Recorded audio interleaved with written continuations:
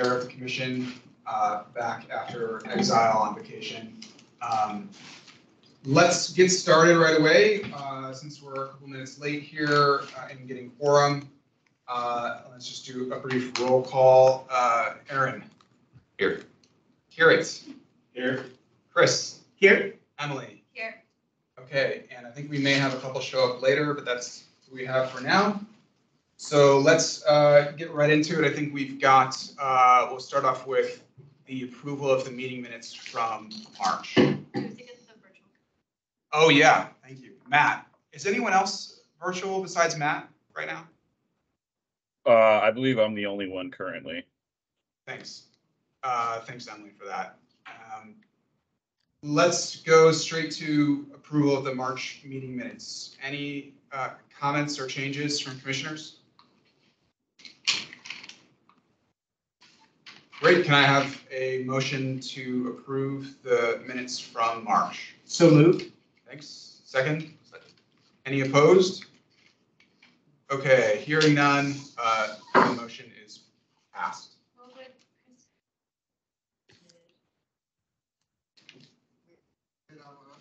Is attending online? You didn't get a notification.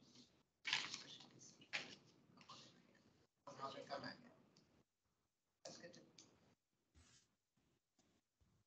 Okay, and let's go to public comment. Is there anyone? I don't think there's anyone signed up, right, Rolda? No one signed up. Yeah, we'll just pause for a minute or two. If you'd like to submit some public comments, then please either raise your hand or speak now.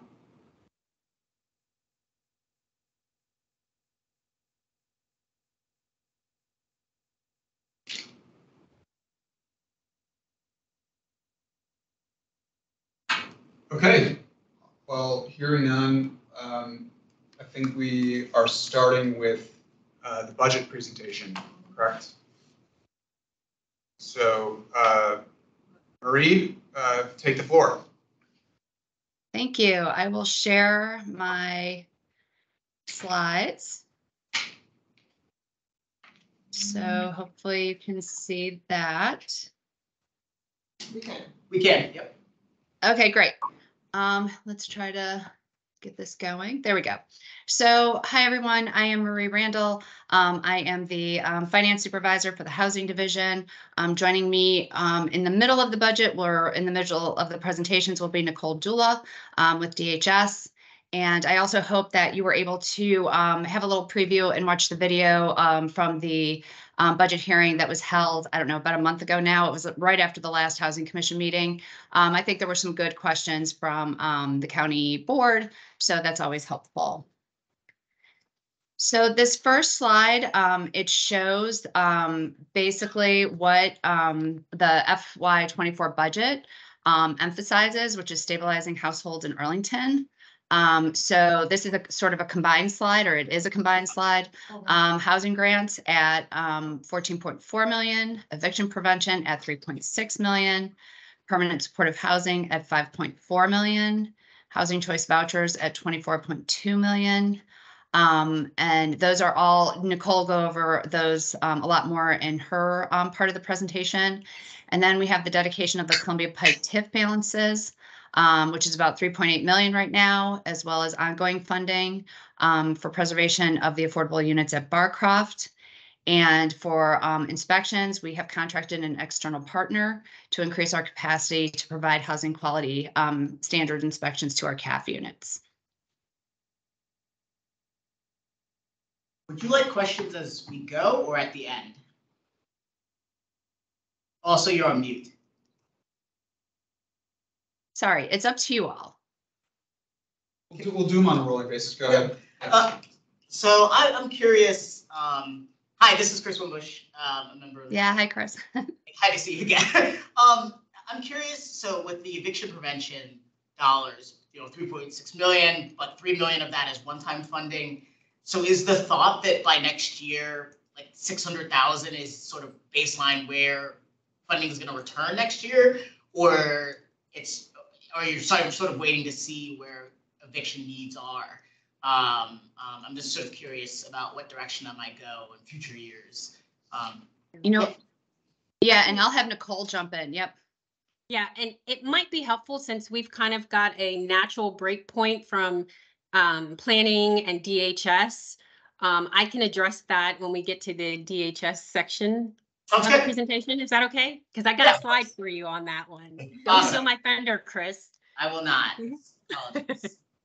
No worries. I have a question as well. Is there an understanding about the gap between the number of inspections that the county is currently capable of doing and how many they think they should be able to do? And is that the reason there's going to be an increase? Yeah, so currently we are in the process. We have contracted with a third party. We also have an application that helps this process tremendously. So before basically APS gets out in June, our goal is to do 2,000 inspections and any re-inspections that need to happen. We have, one staff person basically dedicated to managing that process right now. Things are going pretty well. So that's our expectation. And we would have those, we would know how things are going probably in another, I don't know, 2 or 3 weeks. We just got going and we stopped during spring break because kids were home and just not to be, super intrusive. Where does that 2,000 number come from? Is that something the county studied, or is it just based on previous baselines? So we traditionally we've only been able to do about like 5-ish% of our overall portfolio, and our portfolio has expanded dramatically. So with just with everything that's happened in the last couple of years, we were thinking, we really want to try to get to like a 20% mark. It's not quite there, and do that on an annual basis. Now, granted, our goal is to do them in the fall and the spring. So we will be doing more in the fall.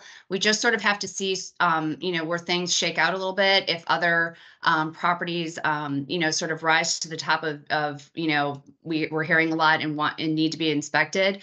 But we chose properties that haven't been inspected in a while, or relatively older, that we may have had calls about, that sort of thing. And then 2,000 is sort of what we're trying to do on an annual basis right now with the funding. Okay. And an outside vendor. Okay, are we ready? Yep. Okay, so we recognize that there are 3 sort of important parts of affordable housing in Arlington. So CAFs, which are secured by housing and CPHD, and the AHIF dollars that help us increase that supply. There are grant subsidies, and those are, things such as our housing choice vouchers and our housing grants, again, which Nicole will go over, and support services. Those also are mainly through DHS, case management, supportive housing.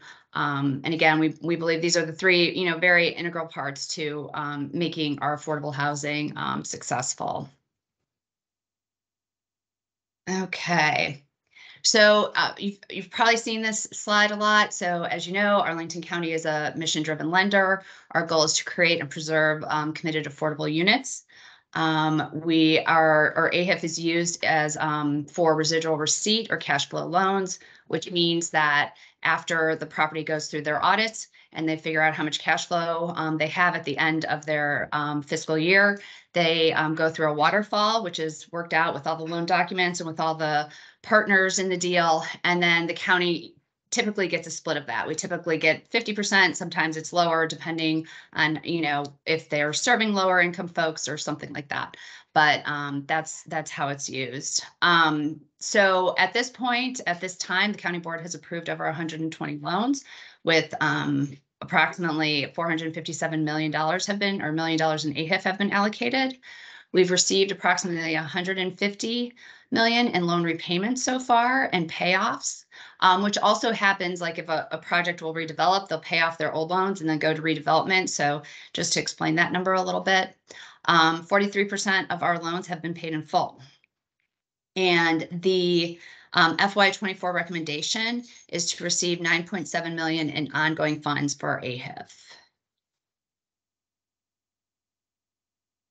Okay. So as we discussed a little bit before, and how we are, trying to how we're trying to figure out, our inspection sort of amount that we want to do. Our CAF portfolio grew from approximately 8,600, 8,650 to over 11,000 between FY20 and FY22. Obviously, a huge part of that was Barcroft. And then the number of our CAFs that serve are less than 30%, even though small, those also have doubled. So that's good news as well. And then this is also where we have increased our CAF inspections from about 5% of our portfolio to, we're hoping over 20% of the portfolio between FY21 and FY23. So those were our accomplishments this year. So a little bit on Barcroft.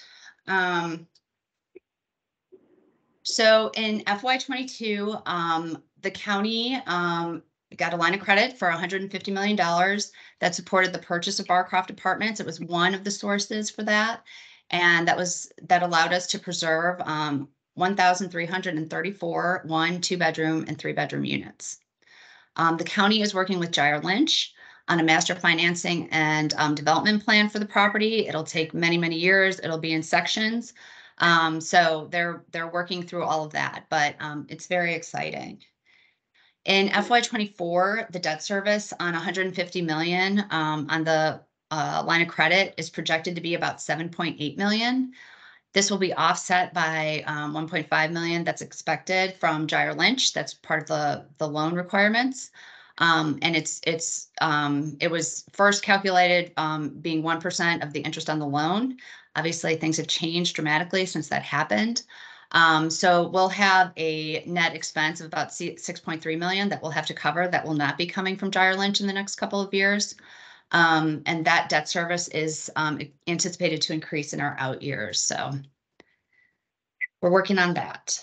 Just out of curiosity, the line of credit, the county line of credit, I assume that was floating rate, but the rate you turned around and gave to Gyre Lynch was fixed rate. Is that correct? Correct. And, again, back in November, December of 2021, things were a lot different than they are currently with interest rates. So, we were almost anticipating a wash there and things have changed.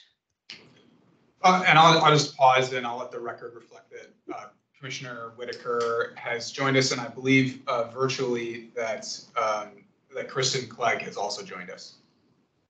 Yes, I'm here. Thanks, Kristen. This is Chris Wimbush. Have you done any modeling as to what beyond 2024, what the debt service costs could pollute or increase to, given interest rates rising? How bad can it get? So we've modeled. Yeah, and sorry, go ahead. No. I'm not necessarily in the weeds on that, but we've modeled it for a couple of years. It goes up by maybe to 8.3, 8.4 for the next couple of years. It'll, it is a variable interest rate. So, we're tied to that. The good news is interest rates aren't, rising dramatically like they were. So the other part of that is with this redevelopment plan, they're looking at how to sort of settle some of that debt, how to pay that off, how for the, as they take pieces and parcels, like how to, basically pay down the line of credit with the new financing tool. So we'll see what happens there. I believe the first renovation plan is more of a smaller one, or it might be renovations, or I don't think it's redevelopment, but then they will, try to figure out what to do and how to finance the whole thing. So, they're doing a lot of work on that and just seeing what they can do with the line of credit. Because obviously, we would rather not have that big payment. So they're looking into it. Thank you. And modeling. Okay. So the Columbia Pike TIF, this is a new source for us. I shouldn't say that. It's not a new source for us, but how they're, we are using it is a little bit different. So it was established in 2013 to help finance affordable housing initiatives that support Columbia Pike Neighborhoods area plan. It has generated about $4 million in revenue so far and has assisted 3 housing projects to date. Those are Gilliam Place, Arlington View Terrace East, and there was some technology or some funds for technology at Arlington Mill through this. And we have about, or in those 3 projects used about $1.5 million. So for FY24, the county manager recommends that the current TIF balance plus any revenue collected in FY24 be used to support the Barcroft debt. So we are anticipating that the existing FY24 balance is about 3.8 million. We are projecting about $1.4 million in revenue in FY24. So we're anticipating about 5.3 million for FY24 from this source of funds. So we were always able to access these funds. This is just sort of a different way of how we are accessing these funds or what they're being used for. Hi, question. Yep. If the interest rates had not ballooned, was this or increased? Was this always the plan, or to redirect the Columbia Pike funds to finance Barcroft debt service? So staff had always been, thinking this was a great source and to be used for Barcroft, but to, how to use it was, always going to be a discussion. So, it presented itself to be, utilized this way. So, we'll see. It's not generating like a huge amount of funds, like to be able to be a main source right now, but, everything helps. Hey Marie, this is Aaron Almanza. Okay. And going back to the previous question, is there any thought that like y'all, because of this, like y'all might change how you handle this in the future, like not doing a fixed rate on a floating rate loan like that, like offering it like a floating rate to a floating rate makes more sense to where like I understand like for a developer like Jared Lynch, it presents some amount of like unknowns for them, but it also would offset any losses, not offset, but it would safeguard you from any losses like this in the future a little bit. So I have to say, like, they are doing a lot of modeling with the redevelopment. And so they are looking at many, many different ways. As you said, all developers like, to have very concrete information. And it also, will affect the different affordability levels that, that can happen there. So in the future, your guess is as good as mine as to whether they would float our rate. We typically do not have floating rates.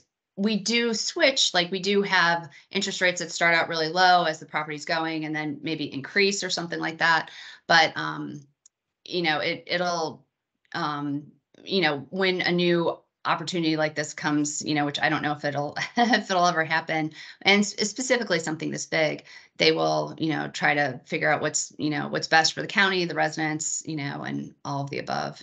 Yeah, I understand. I only ask because it almost seems like you're like, in a sense like handicapping the county a little bit because they have to source out those funds from somewhere else because of that one loan that they have with Jared Lynch. So. Yeah, and there's been other line of credits, in the past. So, that this is, definitely where our Department of Management and Finance comes in and does gives us, they're partners in this, we're not necessarily running the show. So they are walking hand in hand with us to figure this all out. But yeah, once the Master Finance and Development Plan is available, I think that'll start clarifying how some of this will work. And sorry, one last, not on no more interest rates. But I'm curious, what form did the assistance for the 3 housing projects that utilize TIF funds, what form did that come in? Was it loans, grants? I'm just curious. I guess. So I know. Yeah, no, I know. The only one I don't really know well is Gilliam Place or the technology at Arlington Mill. For both Gilliam Place and ABT, they were part of the loan package that the county provided. So they were just extra. They were another source to help us out. Okay. Any other questions? I can move on. Okay. There we go. So this is basically what our, and I'm sorry, I gotta move this, there we go. What our sources and uses look like for FY24. There is the AHIF, which is AHIF ongoing, and federal home funds, which have always been sort of partnered together for about 9.7 million. There's the Columbia Pike TIF for about 5.3 million. We're anticipating loan repayments and payoffs at about 3.6 million. Developer contributions, so all the site plans that are going through, and they're at obviously very different stages, but we're anticipating about 3.2 million next year. And then our federal CDBG dollars that go into housing is about $500,000. So our sources are about 22.3 million all in for next year. And then basically what we know right now is our Barcroft debt service and our BB3 debt service for about a total of 9.8 million, which leaves us with about 12.5 to utilize for other projects or other uses.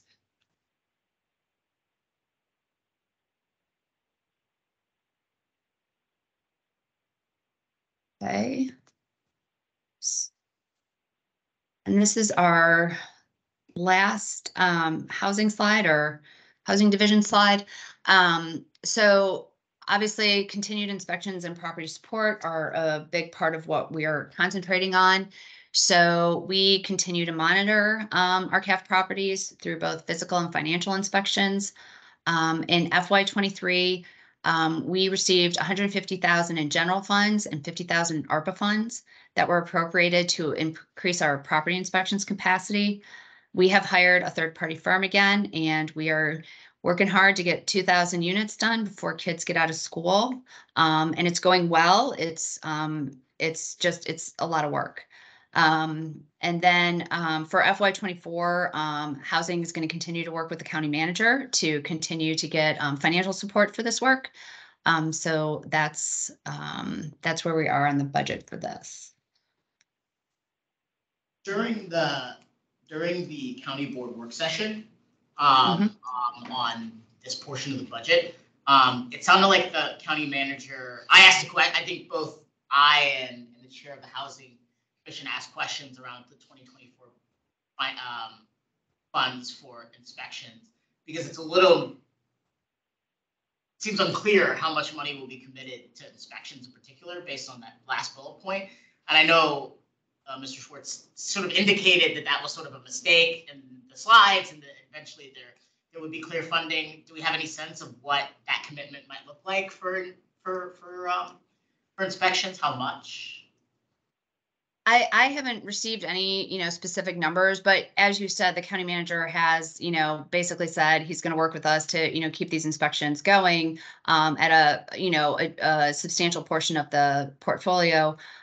So, we're continuing to work with him, and we'll see how that plays out. But, we're confident that, he's extremely supportive of this, and so we'll see what happens in the final budget documents.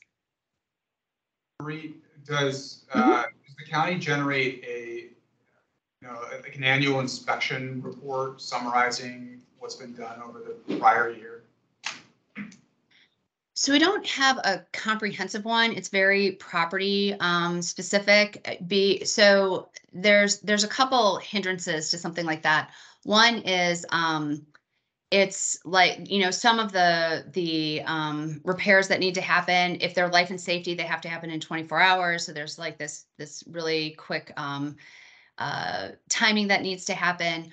And then some of them also, or if they're not life and safety, typically we give 30 days to get certain things done. So there's like, once we go in and inspect, there's like a bunch of follow-up on re-inspections and how that's done.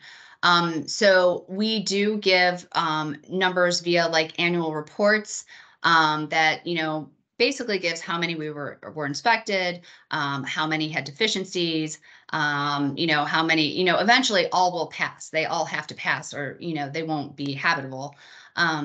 And I'm trying to think of what else is in there. There's overall data in there, but there's not like a specific report. There's, it goes out in the consolidated annual performance and evaluation report that our Planning and Community Development section puts out. It is also, I believe, in the, and I'm blanking on the name of our other, like the Affordable Housing Master Plan report that we always do every year with all of our metrics and stuff like that. So that's how we capture that data. Okay, thanks. Okay, I'm going to mute and I am going to run the slides for Nicole. So here we go.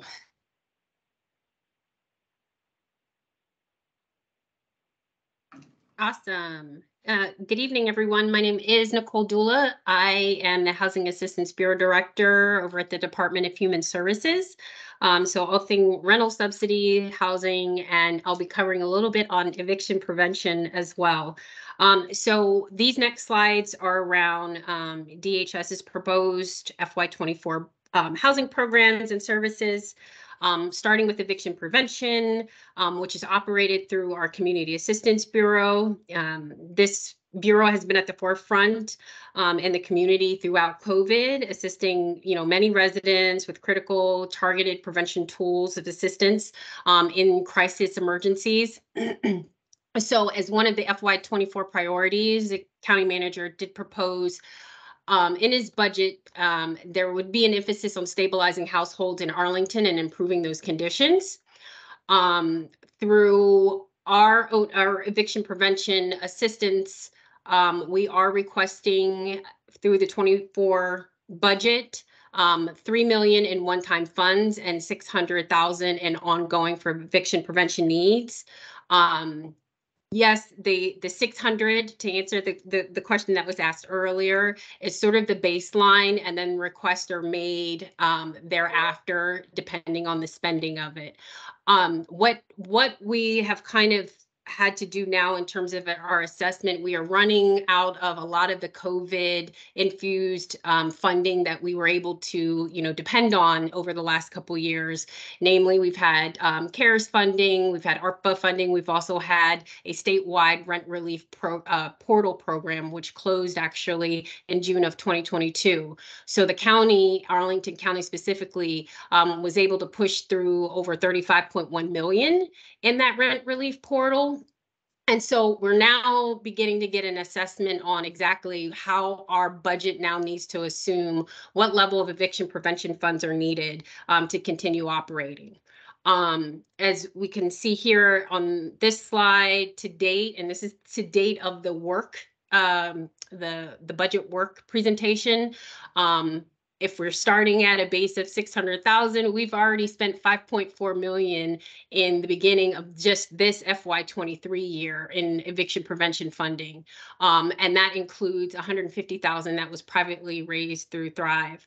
To give you sort of an indication of how many times the volume, that money has gone on to support at least 1,025 households. They've been assisted over 2.1 times. The average eviction prevention rescue amount is anywhere from $2,200, approximately $2,246. Because of the increased costs, we have gone on to amend some of our eligibility criteria on the front door in terms of how we disperse these funds. So as of January 2023, there is now a cap on the number of times we're able to assist a household up to $7,000 annually. We did have a income threshold that during COVID reached to 80% AMI. We amended it to go to the higher amount. We've now lowered that threshold to 50% of AMI. We are requesting documentation. It's something during the COVID pandemic period that we waived given some of the crisis. So we are requesting notarized leases or something similar, documenting not only the hardship but also the relationship with the landlord. 5-day pay or quit notices. We're also doing a deeper assessment into the fair market rent value for the property, making sure that it's within the affordable limits of the household that is seeking the assistance. And we're able to increase, thankfully, our social worker capacity on the front door to ensure that households that are seeking assistance have an assigned caseworker that we work with during these targeted prevention crisis conversations.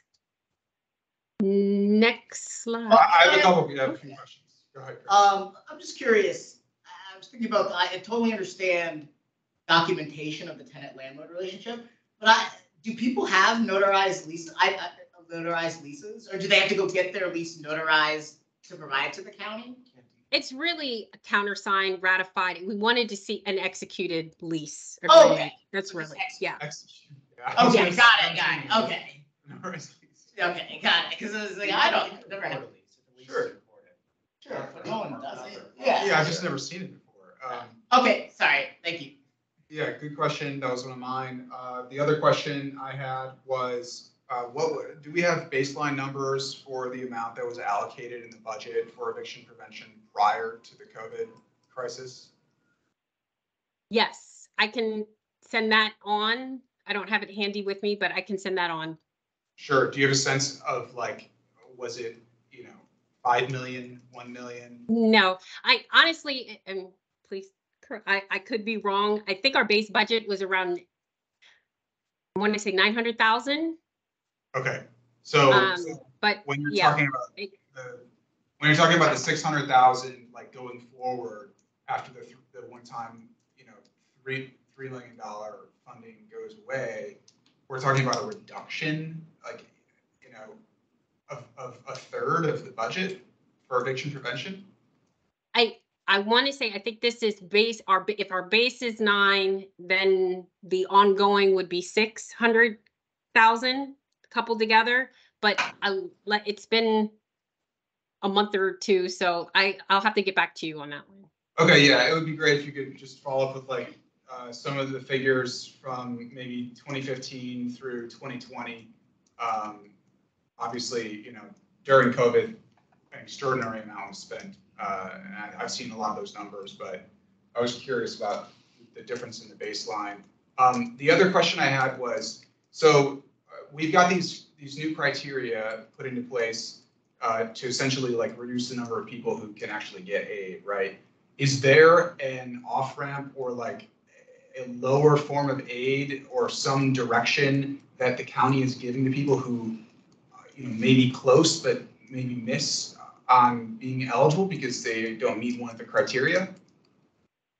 That's a good question. And, I should preface that the eligibility criteria that's presented right now had been sort of our standard prior to COVID. We made some amendments during COVID to, obviously, we had more infusion of prevention funds and due to the crisis. So we were able to extend flexibilities. We're just not at that same level anymore to do that. So we've gone back to pre-COVID eligibility criteria. I think the county is also recognized with, the assignment of caseworkers, not only social workers, to have conversations with households, also connecting them with our employment center where there might be just, income rebound education or how we can help those families that may qualify or may need some ongoing interventions. We've built out some capacity on the front door to have those conversations. I'm sorry, just to be clear, the caseworkers are assigned to people who don't meet the strict eligibility requirements, or the caseworkers are assigned at intake. So as part of the intake conversation, okay, right, you're going through all of the eligibility criteria, we're going through screening. And so if these households are eligible for other services such as employment or other referral needs, yes, that social worker or that caseworker at intake would be having those conversations with residents that call. Okay, yep, that's exactly my question. Thank you. Okay. Great. I think we could go to next slide. Ooh, I think we lost the deck.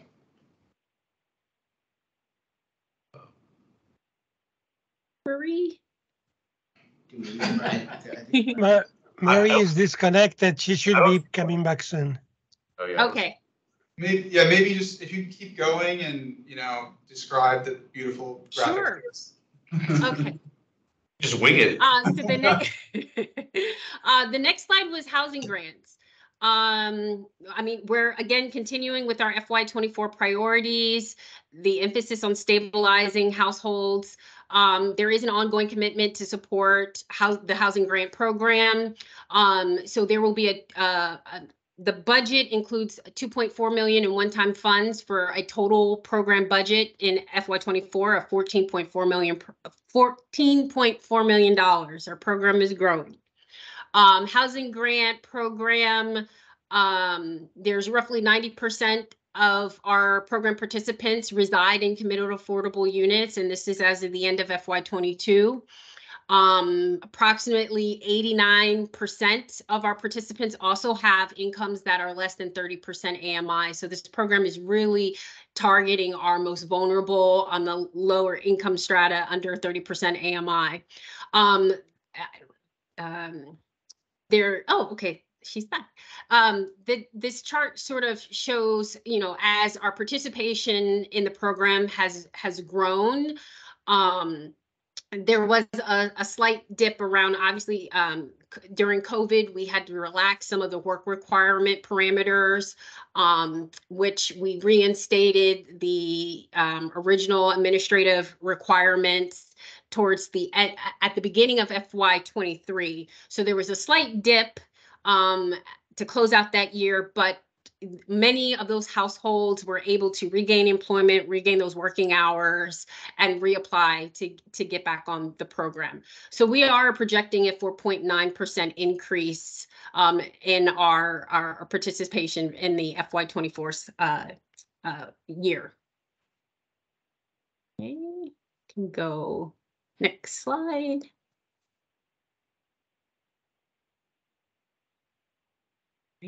With the program, there is a maximum allowable rent that's baked in.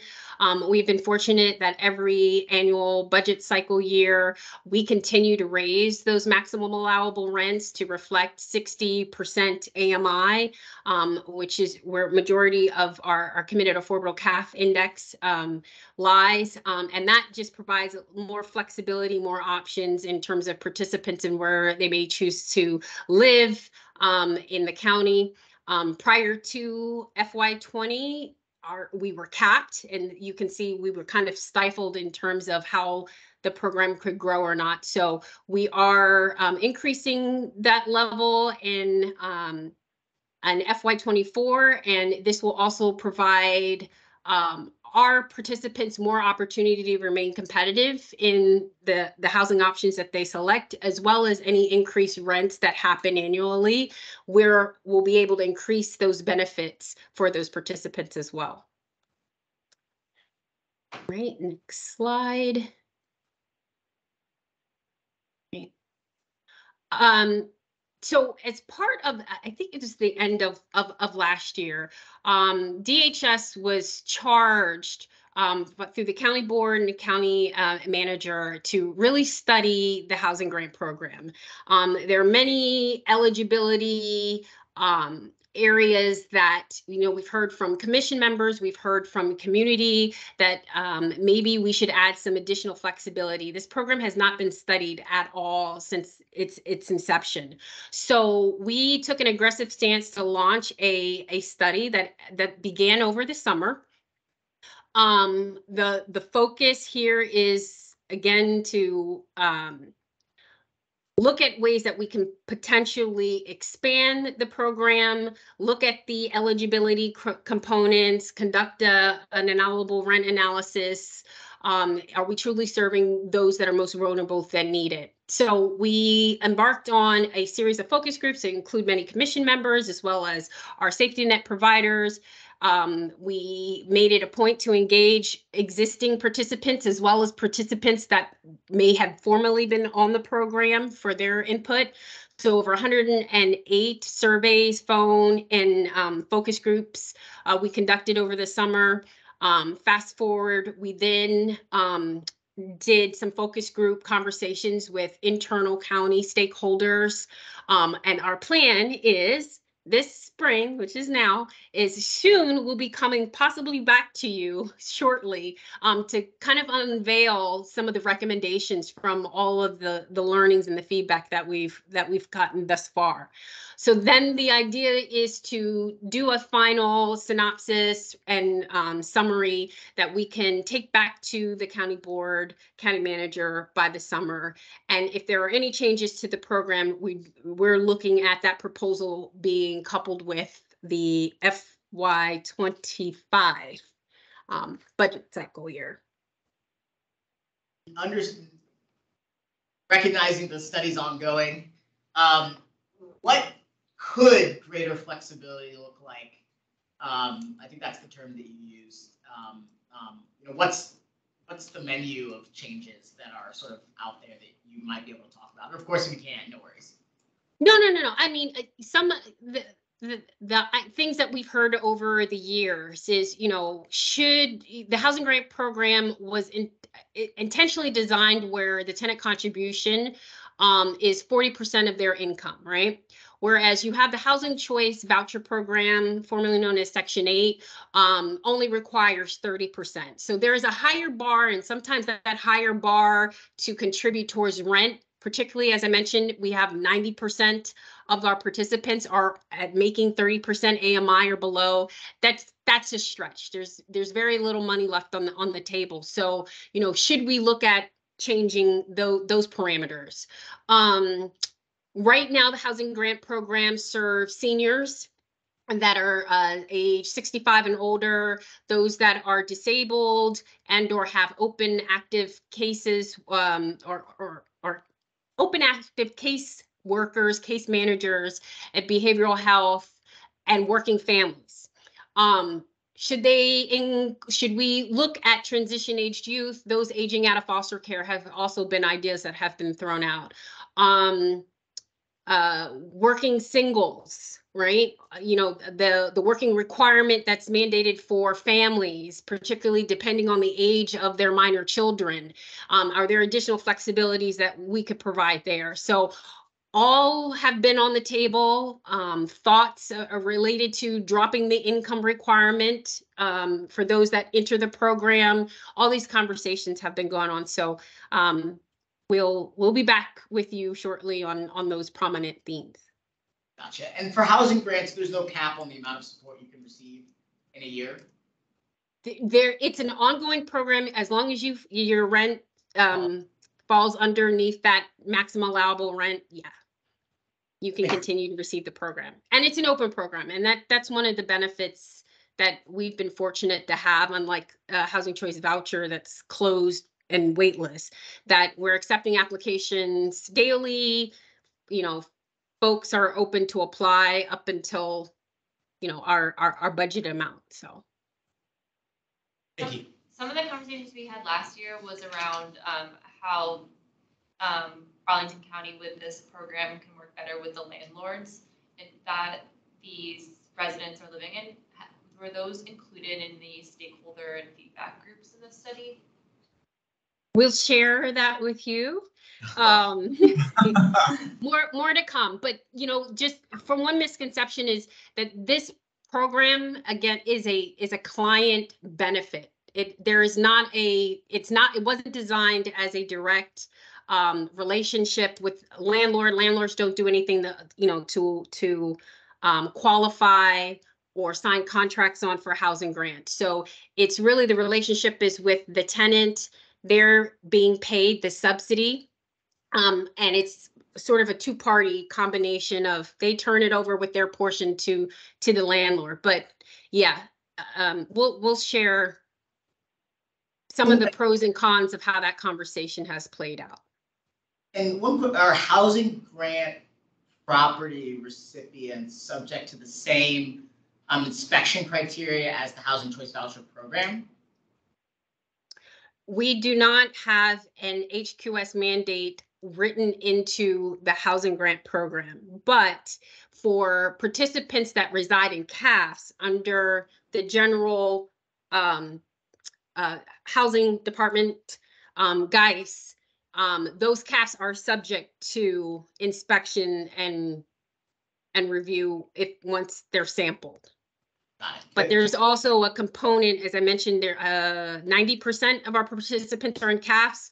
We do have a percent that are not residing in CAFs or with private landlords that there's no inspection oversight component.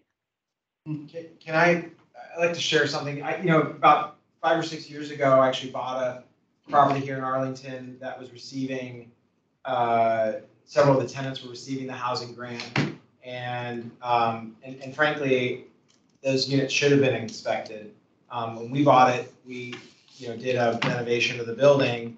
It's still a market rate affordable building, but I mean, these people were living in deplorable conditions. I mean, I couldn't believe it. And the landlord was, it wasn't good. And real life safety issues with respect to carbon monoxide poisoning issues, potentially pests, all kinds of stuff. And my view is if somebody's going to receive county subsidies, then they should be have a basic standard in which they live. I was just shocked. We remedied all that stuff, obviously, when we renovated the building, but I couldn't believe the landlord was receiving, thousands of dollars a month in subsidies through the housing grant program, via their tenants, and having these conditions exist. It was pretty eye-opening for me. I'd never seen that before. So I presume that still exists elsewhere. But I just wanted to bring that to your attention. It sounds like you're capturing the majority through the CAF units, but there's still, I'm sure there's still, hundreds of units out there that probably bear a look if they're receiving county funds.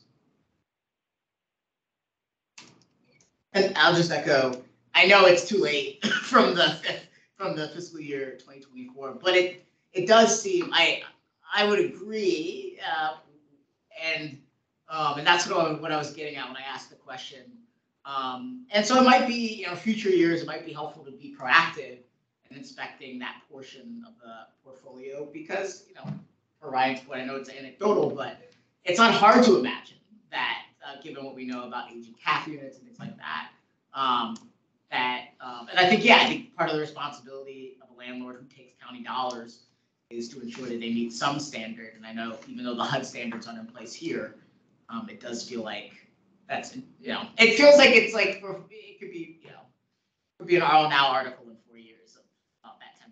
So, Nicole, is there some kind of legal impediment to performing these inspections? I think you mentioned that there's no direct relationship between the landlord and the county, right? Because the funds are going directly to the tenant and then to the landlord. But is there some sort of legal impediment to performing an inspection in that case? I speak for our county attorneys, but I'm honestly, I'm not sure. I do know that the intentional design of this program and why it is couched as a client benefit, not having a contract in place with landlords also folds on top of other code, right? And so there is the county code for this program specifically, and then that code is on top of state code. And as a public assistance benefit with ongoing rental assistance being provided, I do think that is a legal interpretation question as to how did we get here, right? And this is kind of why we're studying this now.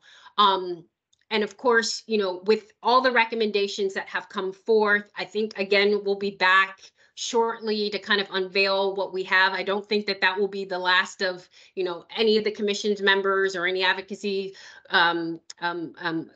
groups that want us to supply additional recommendations and feedback, because with any changes, there's going to be a cost component, right?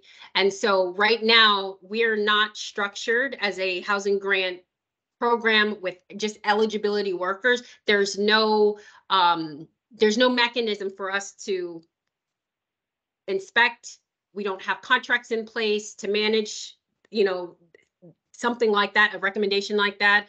And we don't have sort of oversight into other requirements outside of our CAF or committed affordable agreement. So that fundamentally would, you know, should be a welcome recommendation that gets lifted up to the county board, county manager. So, well, I was gonna, you know, I don't think you actually need a separate requirement. I mean, the county can inspect any building in the county for code at any time. If it were That's me, correct. you know, I kind of see this as like a, like a, I don't know how to put it, but like a, Priority. yeah, well, no, like a kind of like, what am I getting for my buck? If the county's paying so that certain people can live in a certain building, then it should be the county's priority to make sure that those conditions are safe. And, you know, the landlord might not like the idea that their property is being flagged for maybe more inspection than it would otherwise be. But the county has the right through its, you know, its police power to do this at will. It's just a question of assigning, you know, people and saying, listen, we've got, you know, 300 units that are in these properties that they're receiving subsidies. So let's make sure that they're not dangerous.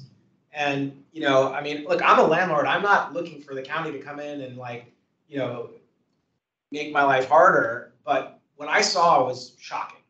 And as a taxpayer in Arlington, I was shocked that my money, some small portion of it, was going to subsidize, you know, I mean, I hate to say it, but the guy was a slumlord. And Yeah. he wasn't the only one. Was it, Nicole, are you, you're referring to one-time like payments, or is this an ongoing? It's a monthly ongoing payment? Indefinite. These are ongoing grants to participants, so long as they remain eligible for the program. They recertify directly with us to make sure they meet all of the criteria, but their check or the grant goes directly to the client. I think this is something that we should take up in a larger agenda item in the, you know, in the next couple months. I like it. To explore. It sounds like there's a lot of interest, and we could maybe actually like craft some sort of recommendation that could, you know, go to the county board. And Feed into future. into the study recommendations. Yeah, exactly. Okay, thank you. You have more slides, I presume? And truly, thank you, Nicole. We Yeah, asked lots of questions. We're derailing you all. And my guess is not all of these are in your bailiwick of responsibility. So appreciate you rolling with us. No. This is why I'm here to, you know, educate and share information, and, you know, these are all welcomed, and this is the time certainly to raise these ideas and innovation, and the old way does not have to continue. So I encourage, shoot it at me when I come. I'm probably the one that's coming back on the recommendations, so feel free. Let's see. Okay, so just housing choice voucher. This is sort of one of the first times that we've actually included this program as a highlight in a county budget work session. It's 100% federally funded, but I do think it, you know, I'm happy to see that it was included because this program is a major contributor in providing housing resource opportunities to Arlingtonians, particularly on the lower income spectrum, and beyond Arlington County. So the highlights here are just, you know, this program with the inspections, with a deeper subsidy that's provided. I mean, we're operating over 22.1 million. 95% of our participants as of the end of the last fiscal year reside in committed affordable units. We are mandated by HUD, who funds this program, to admit participants that are at 30% AMI and below. Majority of those participants at that income level. Right, next slide. Is it possible that the county could provide additional funds into the housing choice voucher program, or it's legally is always federally funded? It's only HUD funded. Okay. Yeah, it's only federally funded. You know, those dollars are tracked to the T. There's ongoing reporting to the feds that we have to do. Yeah, so there wouldn't be any coupling there. I mean, on top of, if there were a coupling, it would be for areas that the Housing Choice Voucher Program won't cover, such as maybe eviction prevention, right? Resources to help rescue those that might fall behind, but yeah. There's a paradox where if you get too much subsidy somewhere else, all of a sudden you don't qualify for the Section 8 vouchers anymore. So That's correct. All right, we also will continue to operate the Permanent Supportive Housing Program. This is a program that it is coupled with federal, state, and local funding resources to support low-income households with disabilities. We are not seeking any increase in our FY24 budget, but we are projected to serve over 379 clients in FY24. And then, is there a structural reason why this program is separate from housing grants? Like the housing grant program? I'm just, they're different, they're two different programs. Is it just the eligibility requirements? Because I imagine I don't know if there's any value in that. I'm just curious. So Permanent Supportive Housing Program is structurally designed to help those with, disabilities, and we're talking usually severe mental illness, those that are exiting sometimes mental hospital institutions, independently live in the community. So there is sort of a clinical assessment for the participants that qualify for permanent supportive housing, because it is coupled with actual clinical supports as well as a housing focus case management, right? So that's the difference between housing grant and permanent supportive housing. But in this particular program, we do have contractual relationships with our landlords. And we do have those agreements. We do go out and we inspect the apartments and or, private rental units, at move-in, and now we're doing this annually as well. You can go to the next slide. And with that, because that's a great segue into, where we are sort of uplifting the charge in the Aging CAF Strategies report in terms of our oversight and asset management. Because of the unique nature of our permanent supportive housing program, and it is really case intensive, clinical supports, housing supports with the clients, our portfolio is growing, and our housing specialists, not only working with the client, have also been doing some of the HQS inspections as well. And we just can't keep up with both. So there is a request in the FY24 budget for $100,000 in ongoing support to contract with a third-party inspection agency or firm. We're also going to leverage some additional reserve funding from our Housing Choice Voucher federal program so that we can increase as well quality control or annual inspections that we perform for those contracted units with landlords in terms of our oversight of the units that are under an actual agreement or contract. Okay, next slide. And then finally, our request for this budget adds a full-time FTE that is going to be focused to landlord engagement.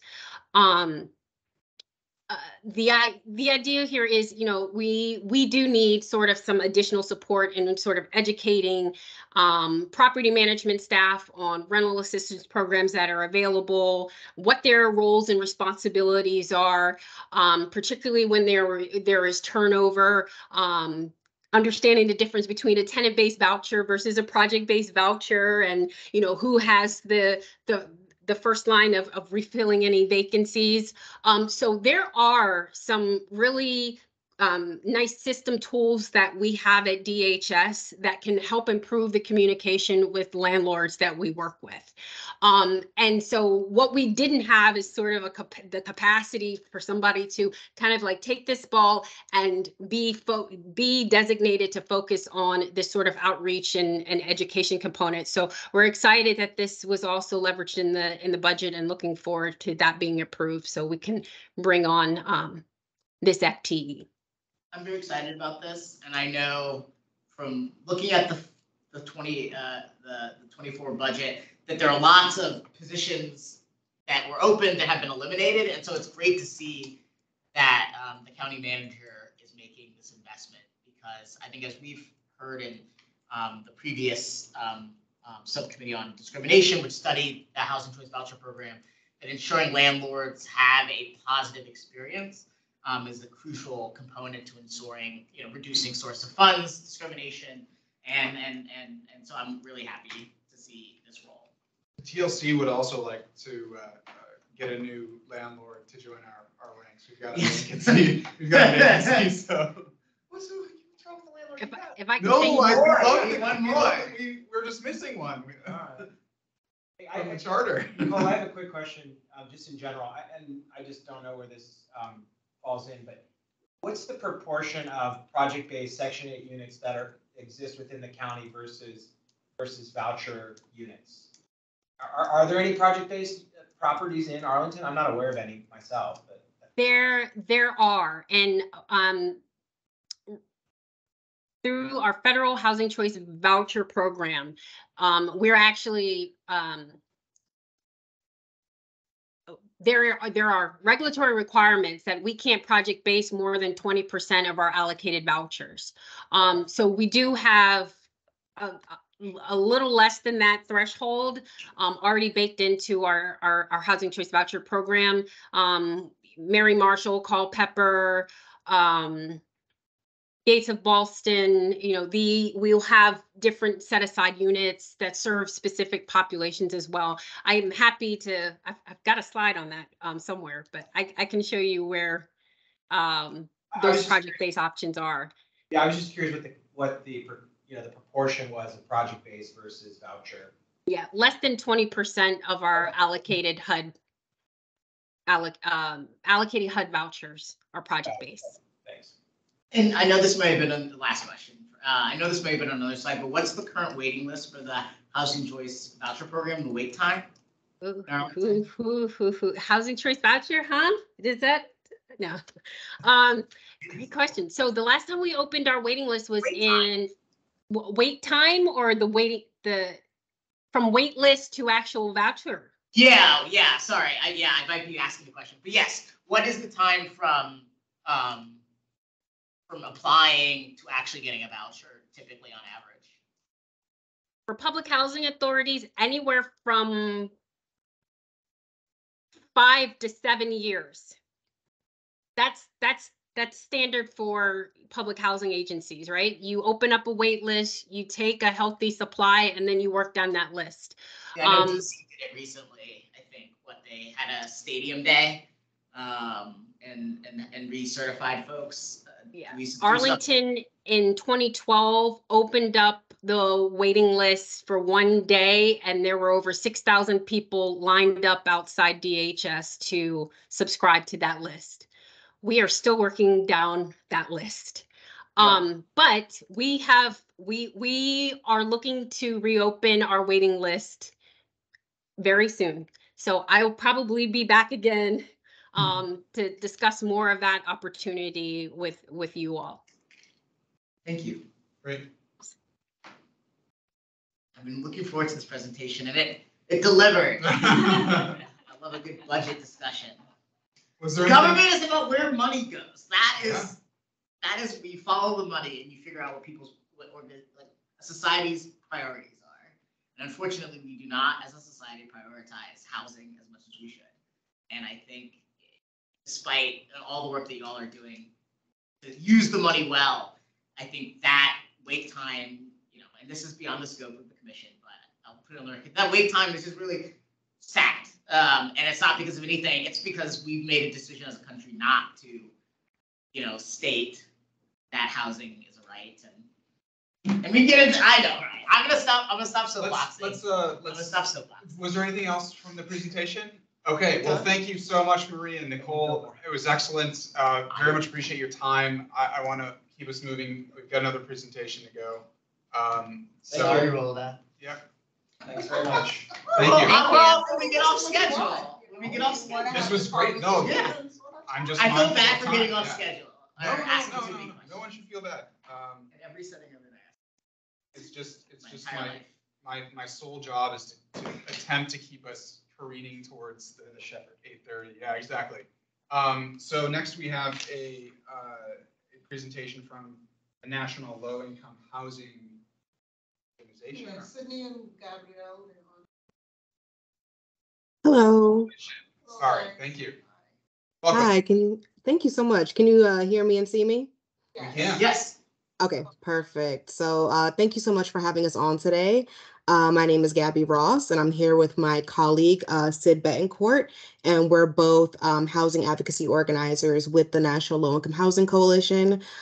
Today, the focus of our presentation will be our tenant engagement and advocacy work, including our Tenant Talk Live webinars and our Tenant Talk magazine, which Sid will describe later in the presentation, as well as our tenant leader cohorts and also some helpful resources. Before we get into that, I just want to talk a little bit about what NLIHC is. We're a policy research and advocacy organization based in Washington, D.C., and we're dedicated to achieving racially and socially equitable public policy that ensures people with the lowest incomes have access to quality and affordable homes. We have several campaigns that outline current federal housing policy issues that highlight the need to focus on people with the lowest incomes when policy decisions are made. Some of the issues that we focus on are on the federal budget, fair housing, disaster recovery housing, Native American housing, and homelessness issues. An important part of our work that separates us from other policy organizations is our field team, which Sid and I are a part of. Our field team consists of other housing advocacy organizers that focus on different regions of the country. And in this case, Virginia is in my region. And we're responsible for mobilizing and connecting with members and partners across the country and mobilizing them to advocate for housing policy that supports people with the lowest incomes.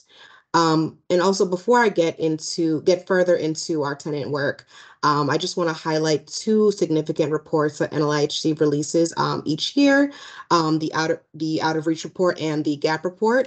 The Out of Reach report highlights the mismatch between wages people earn and the price of decent rental housing in every state, metropolitan area, and county in the United States.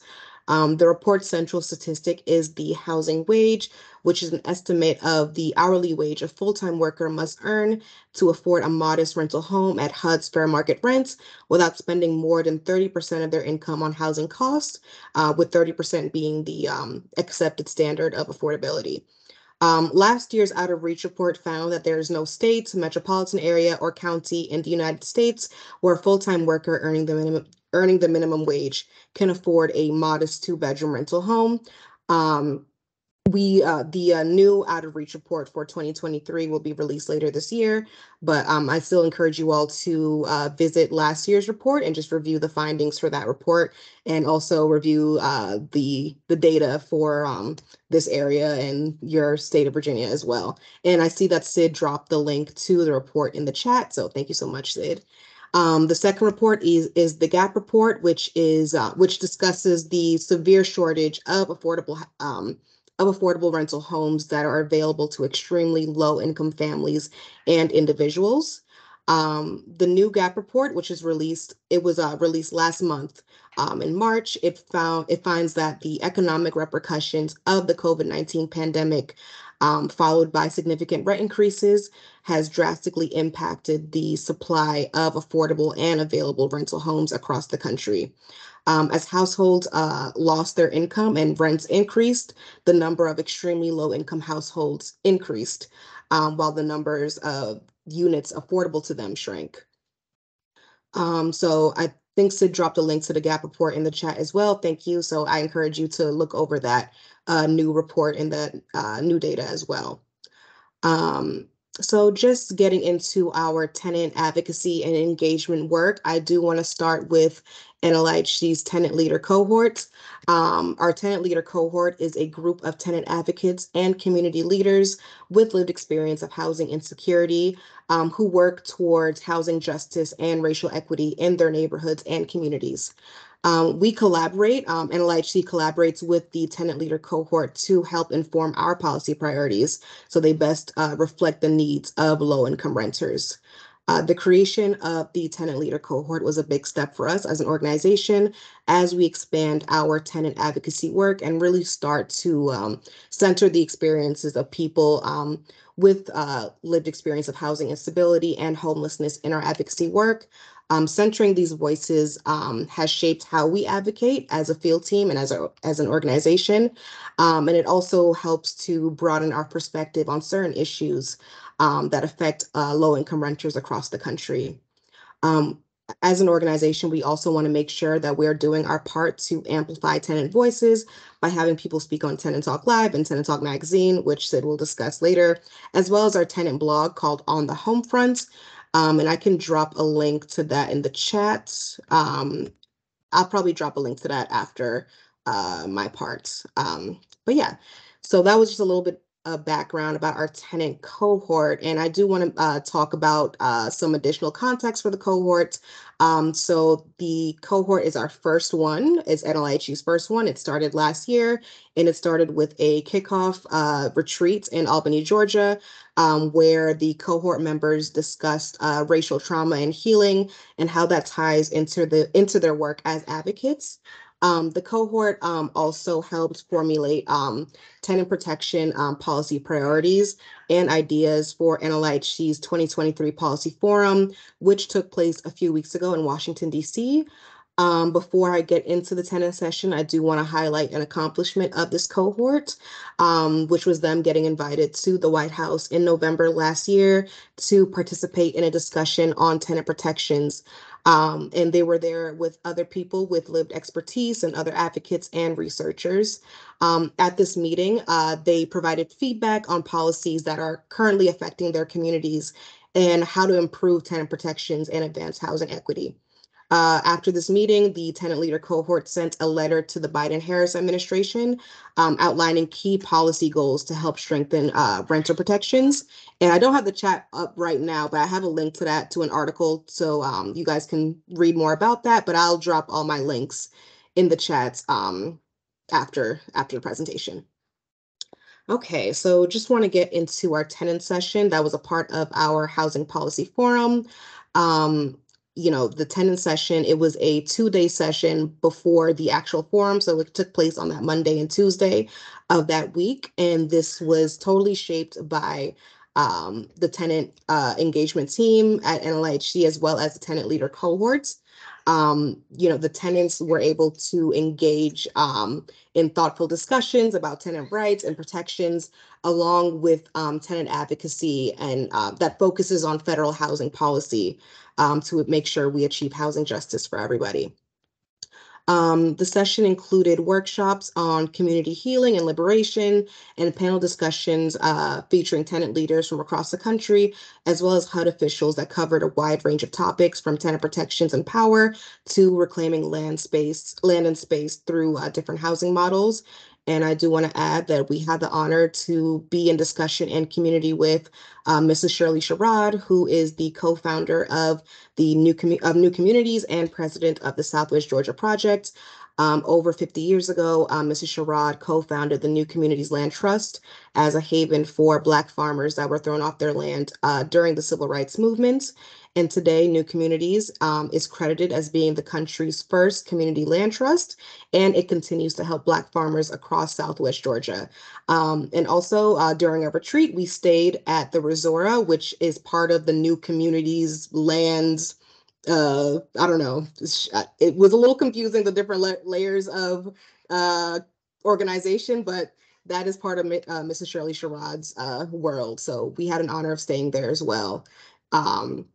But yes, just wrapping up, most of our workshops during the session, they were led by Rebecca Bennett, who was a consultant that also joined us in Albany to help shape and structure the tenant session.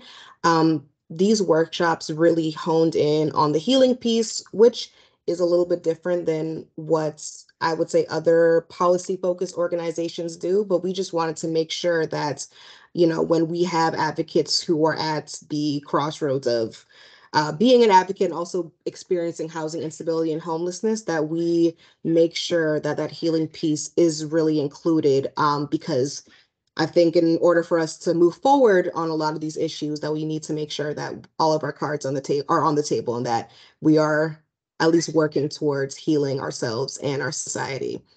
May I ask a But quick yeah. question? Oh yes, go ahead. My name is Chris Wilmish, I'm the commissioner. This is like a big picture, but since you've had this forum, what will be the single most important tenant protection that you advocate for that most states or jurisdictions don't have today in place? What would be the most, if you could snap your fingers and implement one tenant protection nationwide, what would that look like to you and to your team?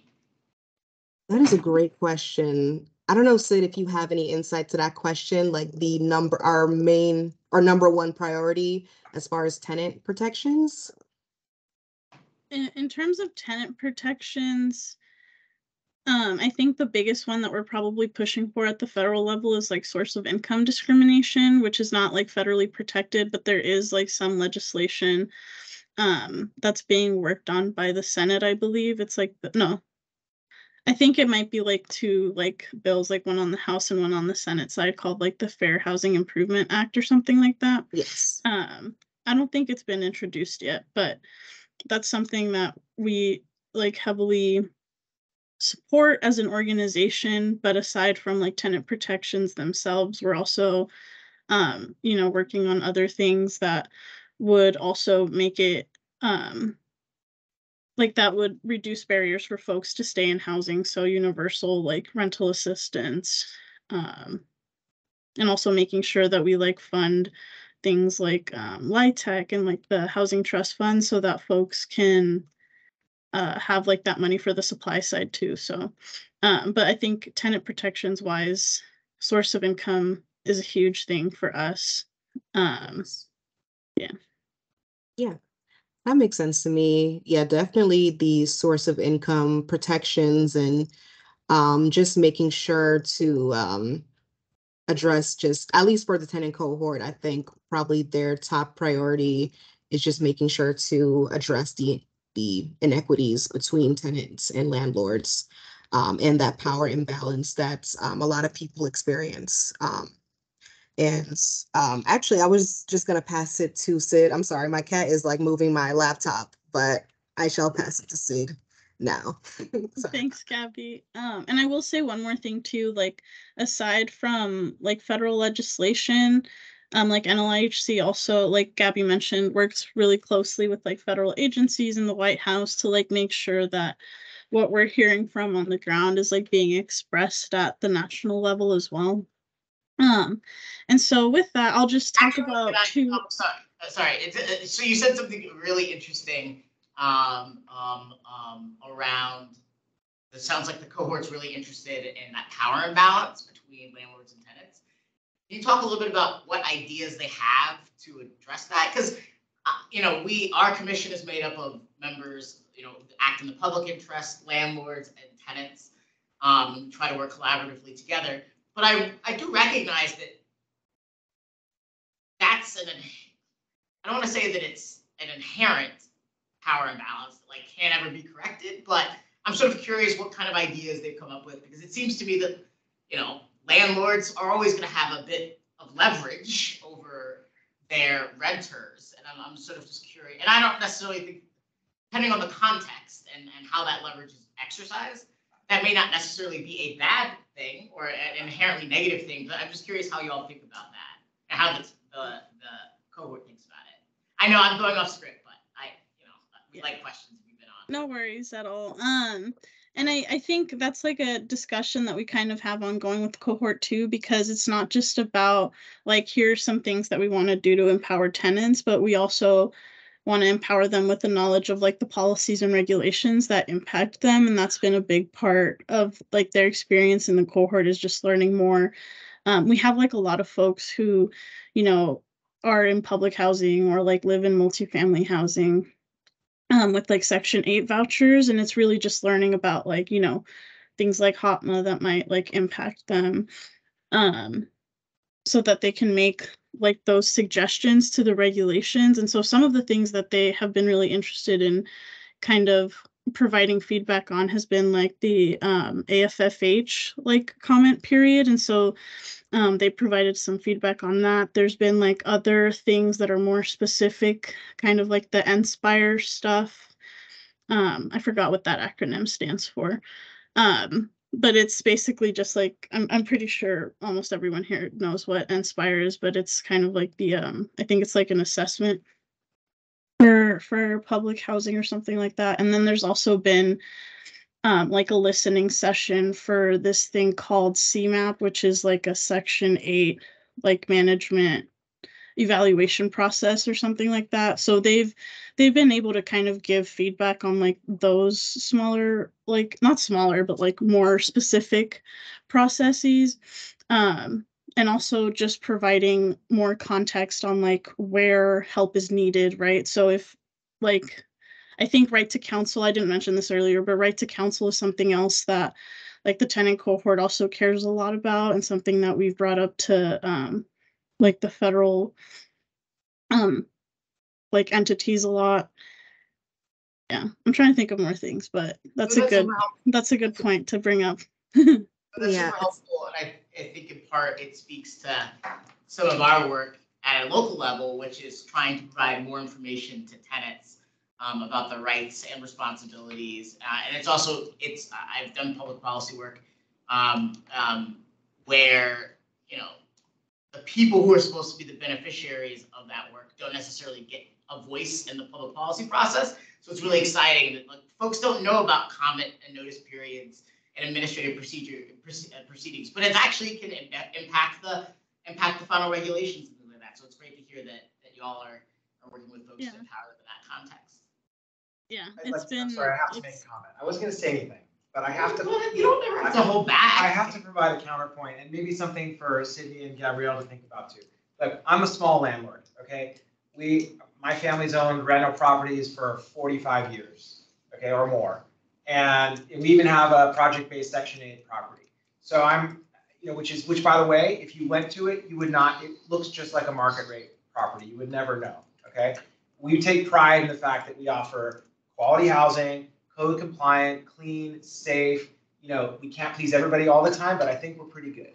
And I chafe a little bit at the notion that there is, as a blanket statement, landlord tenant power imbalance, because tenants are our clients. No purveyor of any good or service is going to do well if their client is being taken advantage of, or at least they won't do well for long.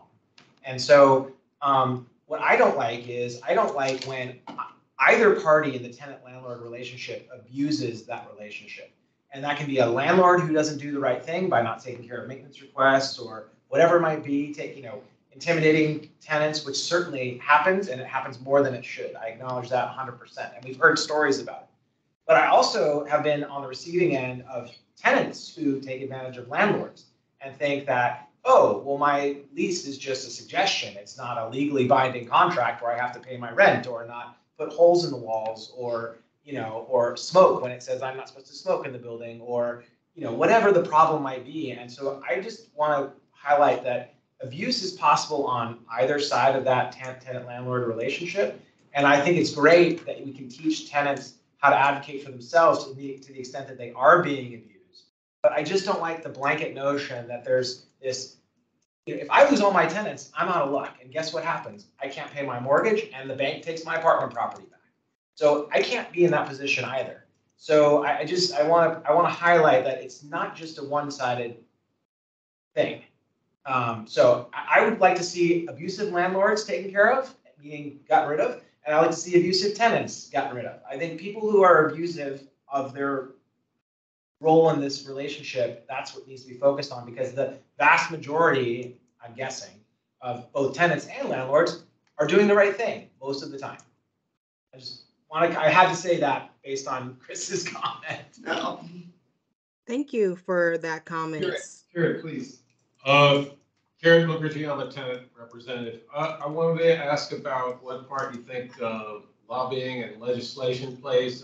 We follow here at the Virginia Poverty Law Center, and usually there's about 10 to 15 bills that they track that have benefits to tenants in a session. Maybe a whole bunch of them don't get passed, and then there's obviously some bills that are recommended that are detrimental, or they consider detrimental to tenants.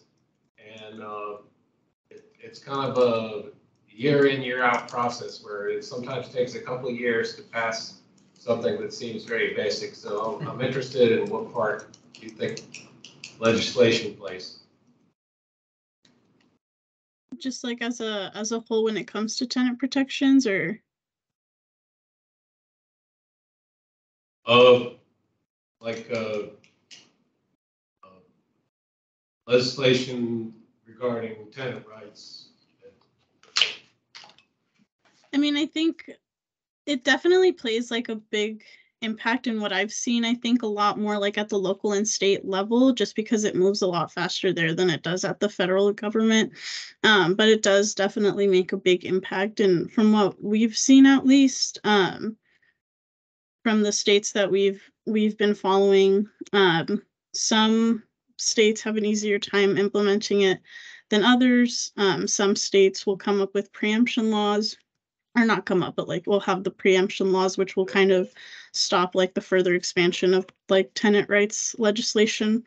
But yeah, I think from my, I guess, professional opinion, it's like more impactful at the state and local level because it moves really quickly, but at the federal level too, like once we can instate those protections, it's also very helpful. But it's a long it's a long advocacy journey. But there's definitely been a lot of hopeful moments throughout the years, I think, too. So I hope that kind of answered your question. I don't know, Gabby, if you wanted to add anything. Absolutely. Thank you.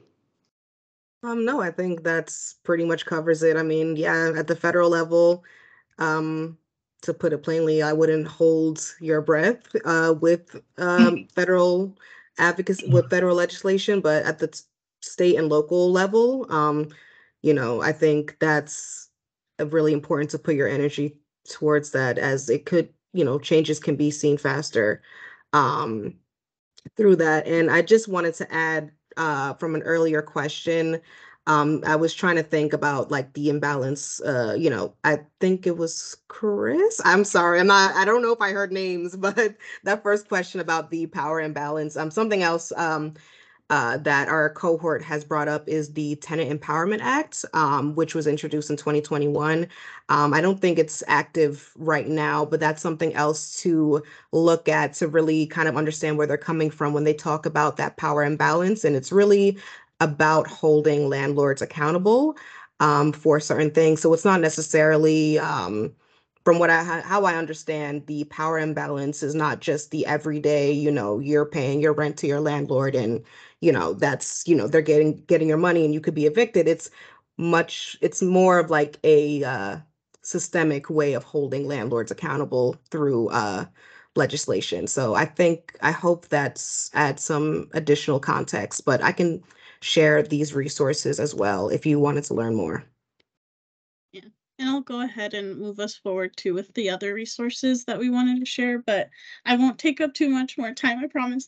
The two things that I'll talk about in relation to the tenant engagement that we do at NLIHC, I call them both like my children because I work on them probably the most. But the first one is the Tenant Talk magazine, which is a like biannual newsletter that goes out once in the summer and once in the winter time.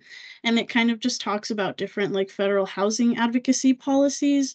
And it's really just like a way, not just for tenants, but for the general public to learn a little bit more on different topics regarding housing. So For example, the most recent edition of Tenant Talk was on tenant protections, but we've also done one on like disability rights. We've done one on like emergency rental assistance. We did one on racial justice when I first got here. We've also done one on gentrification, voter engagement, and for tenants and stuff. So there's like a lot of different ways to kind of just like learn about the housing policy outside of just like, reading the regulations and stuff. And we really want to make sure that it's accessible for folks. And that magazine, for context, started about a little over a decade ago. And when it first started, it was really just like a one-page like PDF, and we've kind of transformed it more into like a magazine type style. And it's definitely grown a lot, and it kind of spurred the beginning of the webinar series called Tenant Talk Live around 2019. And it happened like twice a month. And it was just like a way for tenants across the country to come together to learn about federal housing advocacy, but also learn about what's happening in their communities and how they can help one another. And it became like a very, very like big thing during the pandemic, because obviously it provided a space for them to just like, I guess, kind of like vent, but also learn. And it's created like a safe space for folks. We've definitely we went back to like once a month, I think, for like a year or two, and we recently expanded the webinar to be twice a month again, because there was just like a strong need for folks to get together and learn, and people are really engaged on that call. Me and Gabby help facilitate those calls, and we can tell you that there's folks on there who will like ask questions, like want to get more involved in this kind of stuff. So if you ever like have any folks that are interested in federal housing advocacy, like I would definitely recommend the webinar to them, because that's going to be a really good way for them to just tap into not only what's happening at the federal level, but also like a network of folks across the country. And then really briefly too, I just want to note that I think this might be helpful to y'all. This might not be helpful to y'all, but I did just want to share, like as a national organization, one thing that we get is a lot of emails of folks asking for help. And obviously we do not provide direct housing assistance. So one of the things that we do is to make sure that our website, or not our website, but like the emails that we have will always have like the resources that folks need. And so when we get those emails, we'll usually share like links to 211 or like the legal aid, like search engine. And like if there's any rental assistance programs open, we'll like refer them to those programs.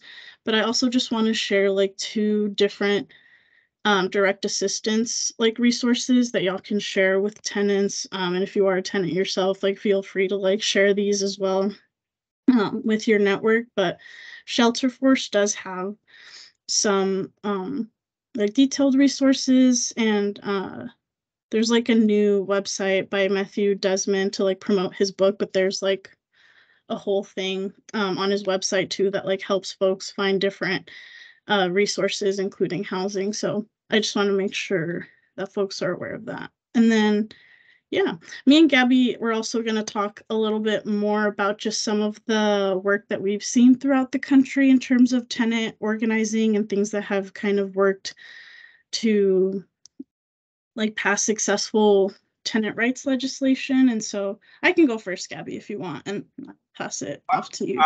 We're actually past the conclusion of our technical meeting. Were there anything in the stories you were going to tell specifically about Virginia? Otherwise, I hate to cut off, but we do have another item to get to. Yeah, was there anything Virginia related?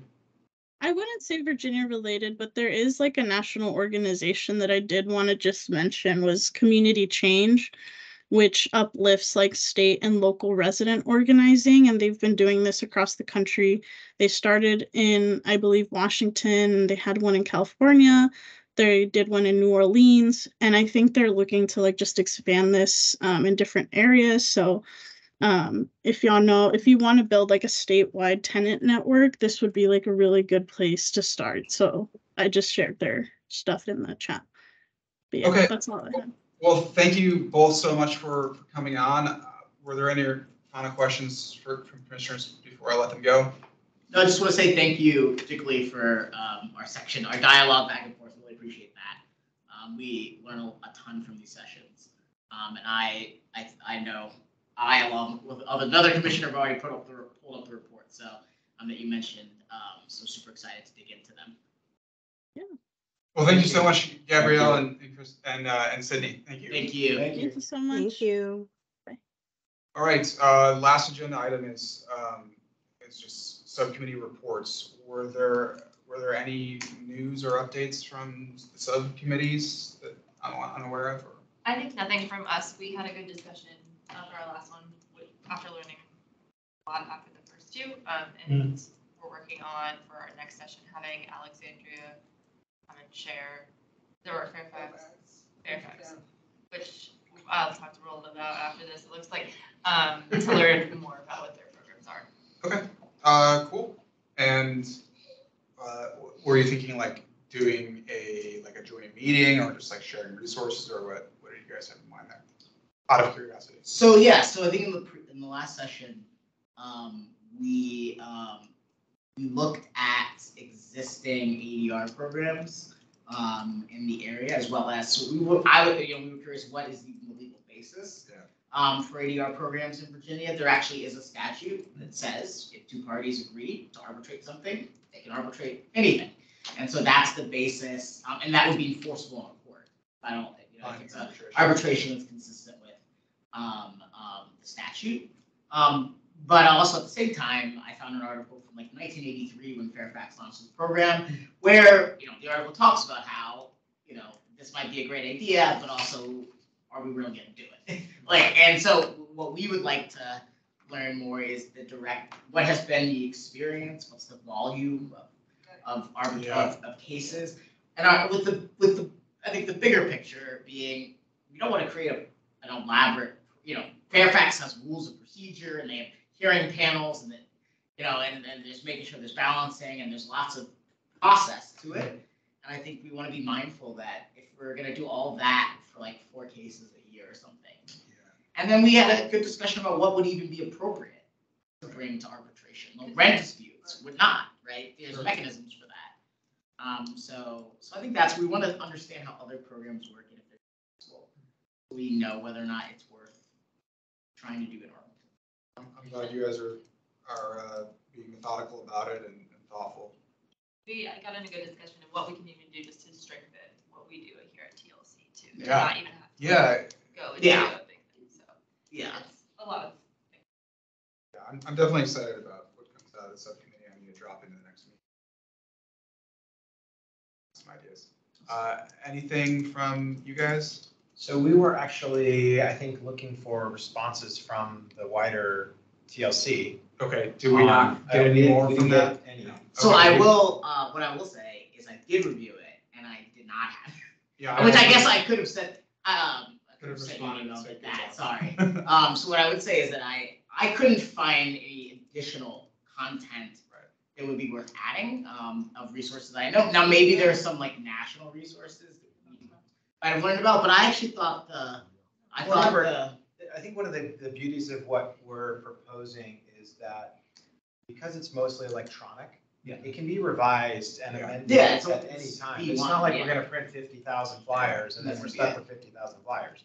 You might print 10 and leave them downstairs, and the rest of it's all PDF. Yeah. And so that stuff gets revised as needed. So if there's a priority or a new law or some new program or something, I mean, this is something that I think maybe could be a standing thing that the outreach committee does, because it could be one of the primary tools to reach out. An annual update. And then to provide tenants, it can be as needed, an annual review or whatever. Yeah. So I think that's fairly easy. So, I don't think we got any comments officially, right? So I apologize for not. No, I thought it covered the right topics.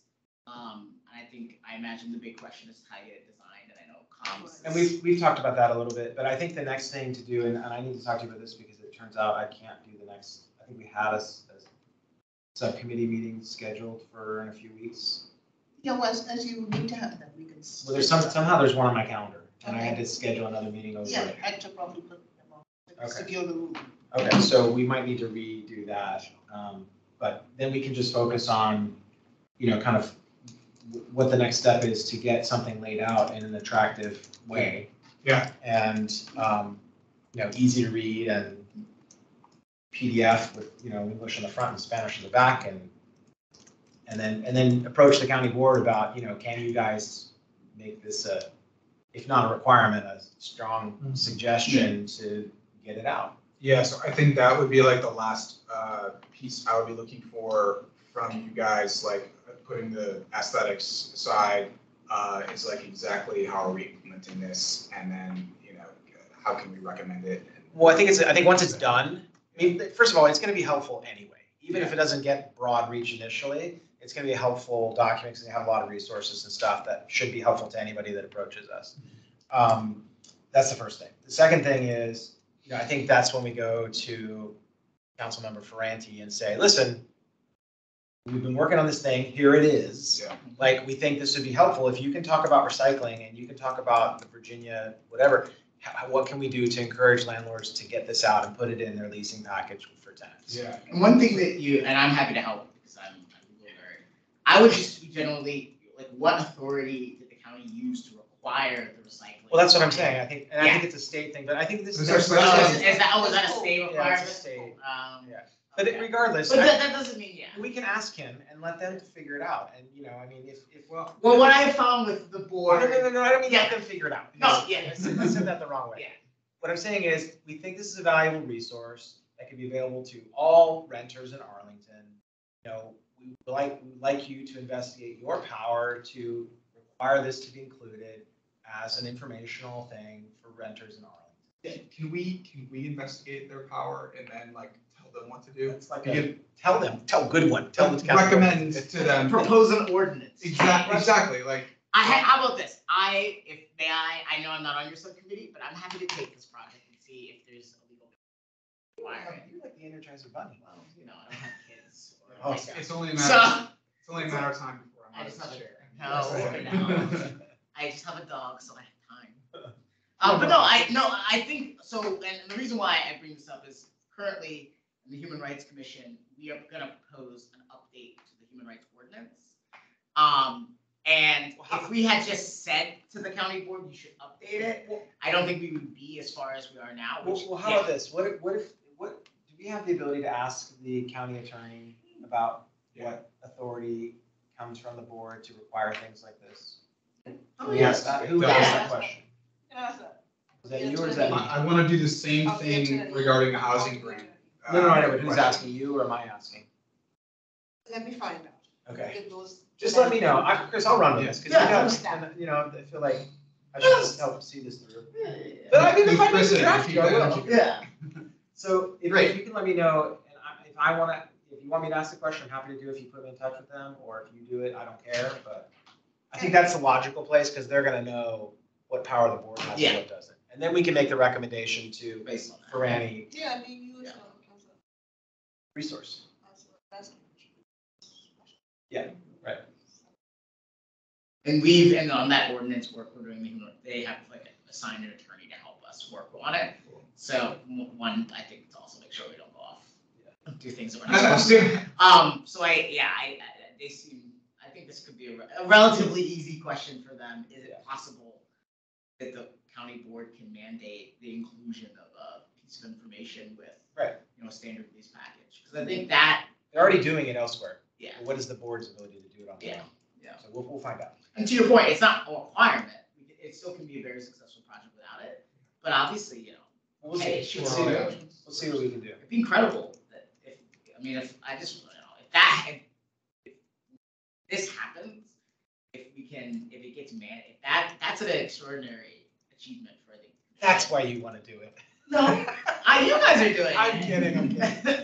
Okay. Don't worry, I can I make one point? So we spent 95% of our time on, affordable housing, tenant protections and stuff like that. And it seems and actually it was Hector who brought this up in it's the tenant landlord there needs to be a balance, and that's a lot on that side. I think there's other things that we could that are within the purview of our thing. I mean, what I worry about is whether or not we're doing the same thing the Housing Commission's doing.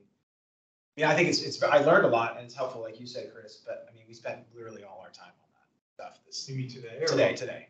Yeah, Yeah, sure. I was just today. I mean, it was what was on our agenda, and Okay. as always, Ryan, everyone is encouraged to bring Yeah. potential agenda items. Okay, to fair me. enough.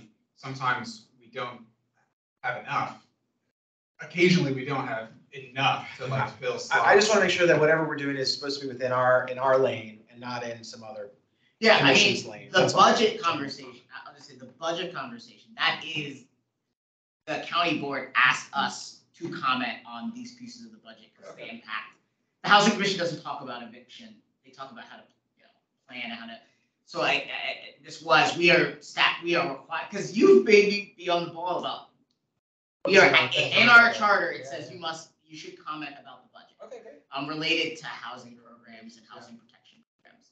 But I hear you, and I think one of the things we have on the schedule later on, I think made it to the final work plan, was having a landlord forum. Like, I have a meeting that's dedicated to hearing from landlords about their experience in Arlington. I think it's very fair that we obviously focus a significant amount of time on the tenant side of the equation, but having a robust rental market and being mindful of the experience of landlords is important. Ironically, I think that getting that participation is gonna be harder than getting tenants. For sure. Yeah. Well, That's why but we yeah. had to move in that direction. We- We had a subcommittee meeting last year that we had a lot of Right. landlord shows. Yeah, Kristen was, and I don't know if she's still on, but Kristen was very effective when we were looking at because we looked at the experience, if you recall, the experience of landlords in the housing choice voucher program, because we had heard that it was really challenging program to work from the landlord side.